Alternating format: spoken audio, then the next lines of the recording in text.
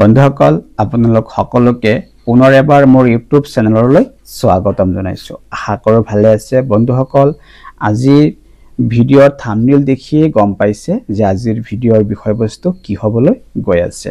বন্ধুসকল হয় পুৰুষত্বহীনতা যদি আপুনি এনে সমস্যাত ভুগি আছে তেতিয়াহলে আজিৰ এই ভিডিঅ'টো আপোনাৰ বাবে অতি গুৰুত্বপূৰ্ণ। বন্ধুসকল যদি আপোনাৰ কোন ধৰণৰ তেনেকুৱা বেমাৰৰ কাৰণে এই সমস্যা হোৱা নাই, আপোনাৰ শৰীৰ সুঠাম, তেন্তে আজিৰ যিখিনি পৰামৰ্শ ইয়াত আলোচনা কৰা হ'ব আপুনি আশা কৰো অলপ মনোযোগ দি শুনিব, আপোনাৰ লাভ হ'ব। বন্ধুসকল পুৰুষত্বহীনতা বেমাৰৰ যিবোৰ কাৰণ কিয় হৈছে, ক'ৰ পৰা হয়, কেনেকৈ হয়, সেইবোৰ যদি এতিয়া আলোচনা কৰিবলৈ যোৱা হয় বন্ধুসকল হয়তো ভিডিঅ'টো বেছি দীঘল হৈ যাব। গতিকে যি কাৰণেতো নহওক যদি আপুনি এনে সমস্যাত ভুগি আছে তেতিয়াহ'লে আজিৰ এই আলোচনাখিনিয়ে হয়তো আপোনাক যথেষ্ট উপকাৰ সাধন কৰিব, মোৰ দৃঢ় বিশ্বাস। ইয়াৰ বাবে বন্ধুসকল মই আপোনালোকক প্ৰথমতে ক'ম তুলসী গুটিৰ গুৰিৰ সেৱন। বন্ধুসকল এই তুলসী গুটিৰ গুৰিৰ সেৱন কেনেকৈ কৰিব লাগিব মই বিস্তাৰিত হিচাপে আপোনালোকক বুজাবলৈ চেষ্টা কৰিম। বন্ধুসকল আপোনালোকে কি কৰিব, আধা গ্ৰাম তুলসী গুটিৰ গুৰি ল'ব, লগতে এখিলা পাণ ল'ব। দুটা বস্তু আপোনালোকে গধূলা আৰু পুৱা অৰ্থাৎ ৰাতিপুৱা আৰু গধূলা দুই টাইম মুখত লৈ চুবাই পেলাই এগিলাচ পানী দি গিলি খাই থব। এটা কথা, যদি আপুনি পাণ নাখায় তেতিয়াহ'লে আপুনি তুলসী গুটিৰ গুৰি পুৰণা 1 চামুচ গুড়ৰ সৈতে মিহলাইও চুবাই খাই পানী দি খাই থব পাৰে, সেই পুৱা আৰু গধূলা। ঠিক আছে বন্ধুসকল, এনে কৰিলে আপোনাৰ বীৰ্য পুষ্টি হ'ব, লগতে আপোনাৰ তেজ শুদ্ধ হ'ব। আপুনি 10 পৰা 40 দিন এই দৰৱবিধ ব্যৱহাৰ কৰিব পাৰিব অৰ্থাৎ খাব পাৰিব।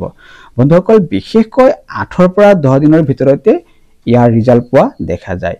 যদি আপুনি ইয়াতকৈ বেছি দিন খাব খোজে অৰ্থাৎ যদি 40 দিনতকৈ বেছি খাব খোজে তেতিয়াহ'লে আপুনি মাজত 20-25 দিনমান গেপ এটা দি পেলাই আকৌ আগৰ দৰে খাব পাৰিব। বন্ধুসকল ইয়াতে মই এটা কথা কৈ লৈছো, যিহেতু তুলসীৰ গুটি অলপ গৰমদায়ক বস্তু, গতিকে আপোনালোকে এইটো পাৰিলে ঠাণ্ডা দিনতহে ব্যৱহাৰ কৰিব।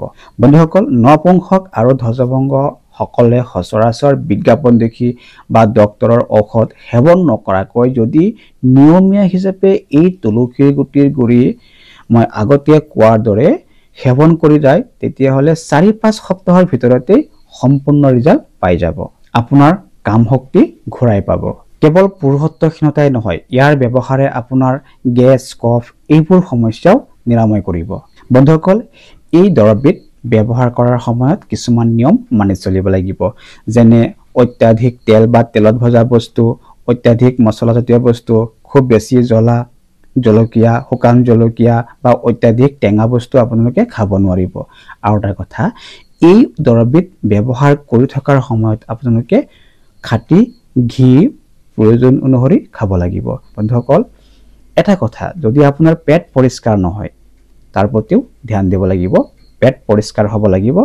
যদি আপোনাৰ কোষ্ঠকাঠিন্যতা আছে তেতিয়াহ'লে আপোনালোকে ইসবগুলৰ গুড়ি নতুবা ত্ৰিফলাৰ গুড়ি 2 চামুচ এগিলাচ কুহুমীয়া গৰম গাখীৰত নতুবা এগিলাচ কুহুমীয়া গৰম পানীত মিহলাই পেলাই দৈনিক ৰাতি খাই বৈ খোৱাৰ সময়ত খাই শুই থাকিব।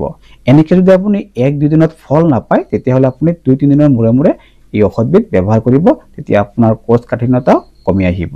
বন্ধুসকল ইয়াতে আৰু এটা কথা কৈ লৈছো, আপোনালোকে এই ঔষধবিধ ব্যৱহাৰ কৰিলে এটা কথা মনত ৰাখিব, ঔষধবিধ ব্যৱহাৰ কৰাৰ 2 ঘণ্টা আগত নতুবা 2 ঘণ্টা পাছতহে বেলেগ খাদ্য খাব পাৰিব। বন্ধুসকল এই ঔষধবিধ ব্যৱহাৰ কৰাৰ সময়ত সহায়ক হিচাপে আপোনালোকে আন কিছুমান খাদ্যও সংযোগ কৰিব পাৰে বা খাব পাৰে, যেনেকৈ আপোনাৰ বনজালুক শাক বা মালভোগ শাক। এই শাকবিধ আপোনালোকে নিয়মীয়াকৈ খাই যাব পাৰে। এই শাকবিধ খালে আপোনাৰ বীৰ্য বৃদ্ধি পাব, লগতে আপোনাৰ লিভাৰ সুস্থ আৰু সবল হ'ব। তাৰোপৰি বন্ধুসকল আপোনালোকে এপোৱা কুহুমীয়া গৰম গাখীৰৰ লগত 2 ৰতি বা 4 গ্ৰেন কেশৰ মিহলাই পেলাই পুৱা বা গধূলা খাব পাৰে। এনেকৈ খালে আপোনাৰ বীৰ্য বৃদ্ধি পাব, লগতে আপোনাৰ মনত ফূৰ্তি ভাৱ আহি থাকিব আৰু আপোনাৰ তেজ চলাচলো দ্ৰুত হ'ব।